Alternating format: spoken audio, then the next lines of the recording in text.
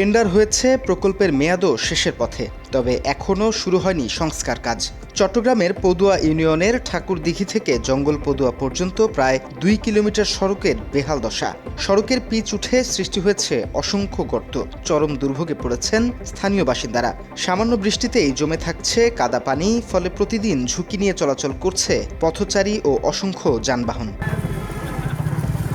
স্থানীয়দের অভিযোগ, গুরুত্বপূর্ণ এই সড়কটি দ্রুত সংস্কার না করায় প্রতিদিনই ঘটছে ছোট বড় দুর্ঘটনা। বিশেষ করে শিক্ষার্থী, রোগী ও পণ্যবাহী যানবাহনের চালকদের দুর্ভোগ চরমে পৌঁছেছে।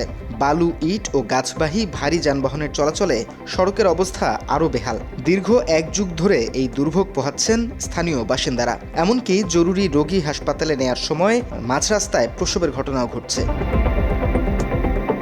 স্থানীয়দের আরও অভিযোগ, বালু ব্যবসায়ী, ব্রিকফিল্ড মালিক ও গাছ ব্যবসায়ীরা প্রভাব খাটিয়ে টাকা দিয়ে সড়ক সংস্কারের কাজ বন্ধ রাখছেন। দীর্ঘদিন ধরে কাজ ঠিকাদারে কাজ পাওয়ার পরও বন্ধ। বিশেষ করে আপনাদের বড় বড় ব্রিকফিল্ড, তারপরে মাটির ব্যবসায়ী, বালু ব্যবসায়ী এবং বড় বড় গাছ ব্যবসায়ী, এই সমস্ত কারণে এরা ঠিকাদারকে মনে হয় মোটা অঙ্কের টাকা পয়সা দিয়ে এই কাজগুলো সম্পূর্ণ বন্ধ করে রাখছে। মাস্টার সহ, আয় সহ, সোয়াইব সহ সাইনগরি বেগদিন দেওয়ানোর পরে হয়তো 1 সপ্তাহ পর তোমাদের কাজ শুরু হবে, যাতে টিয়ার বন্ধা পাইয়ে একেবারে শেষ। আর কি রোড টেন্ডার পেলেও কাজ শুরু করেনি ঠিকাদারি প্রতিষ্ঠান এসআর ট্রেডিং।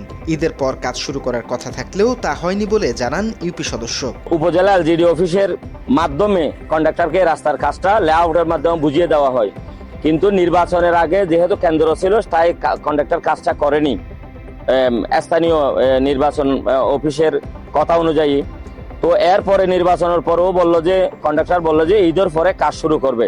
আমার সাথে ব্যক্তিগতভাবে কন্ট্রাক্টরের যে দায়িত্বপ্রাপ্ত মানুষ ছিলেন উনি জানিয়েছেন যে ঈদের পর কাজ শুরু হবে, কিন্তু ঈদের পর যখন কাজ শুরু করার জন্য যখন যোগাযোগ করি তখন ও বলল যে বৈশ্বিক যে যুদ্ধের কারণে তেলের দাম বৃদ্ধি, ভিটামিনের বৃদ্ধি, যে এখানে যে ইয়াগুলো ইউজ করা হয় ওগুলো ওই কারণে ও কাজটা শুরু করতে পারতেছে না।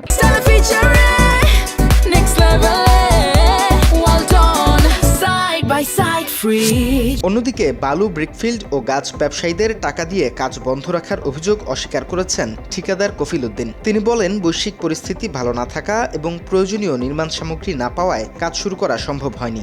আমরা সরকার থেকে কাজটি পাওয়ার পরে যথানিয়মে কাজটি শুরু করার জন্য আমরা লেআউট প্রাপ্ত হয়ে এবং কাজ শুরু করার জন্য সমস্ত প্রস্তুতি নিই।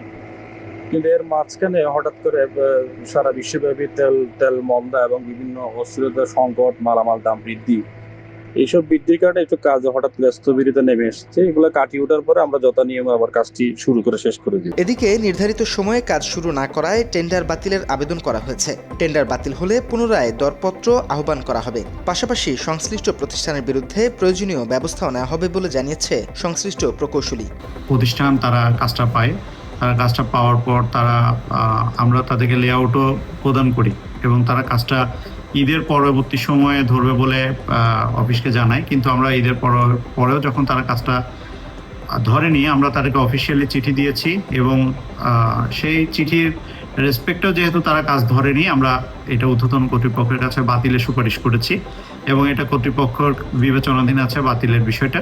এটা কাজটা দ্রুত বাতিল হলে এটা পুনরায় টেন্ডার আহ্বান করা হবে এবং পুনরায় কাজ বাস্তবায়ন করা হবে। স্থানীয়রা দাবি জানায়, দ্রুত সড়ক সংস্কার কাজ শুরু না হলে দুর্ভোগ বাড়বে এবং আরও ভয়াবহ হতে পারে।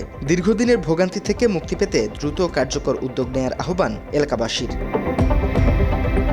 তথ্যচিত্রে মাহমুদ ইমন, বাংলা এডিশন।